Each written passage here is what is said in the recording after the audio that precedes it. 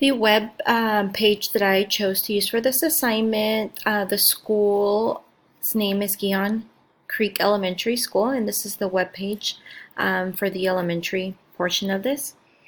A strength that I observed was all the external links that are here to the right, and they are linked to academic resources like World Book. And if you click on this, it takes you right to the electronic encyclopedia. The only deterrent that I see in this is that students have to have a login and a password, which some parents might not have on hand, and for your young learners, that would be challenging to access. Another academic resource is Tumblebooks, which is electronic books that students can have access to 24/7. Again, they still need a username and password to be able to access this information.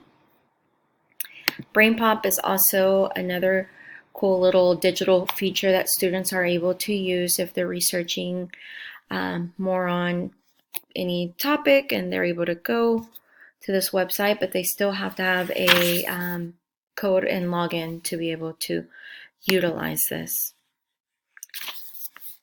Something that I think that needs to be added or could be better would be these quick links that are on the left side of the screen. I feel like they're distracting, and if I'm going to click on the Media Center webpage, I'm not necessarily looking for the quick links of school news or the school events. I think these should be replaced with perhaps the library calendar or digital citizenship links or just events that are happening at school. The links on the right side are a little small, so for students that are not fluent readers, this might be challenging to find. The center portion of the web page is based on the Destiny online catalog. So if students are searching for a book to see if it's at the library, they would click on this, but they still need their student ID, and it's not a digital shelf where they can check the book out electronically. So I feel like that's something that could be another feature that could be added.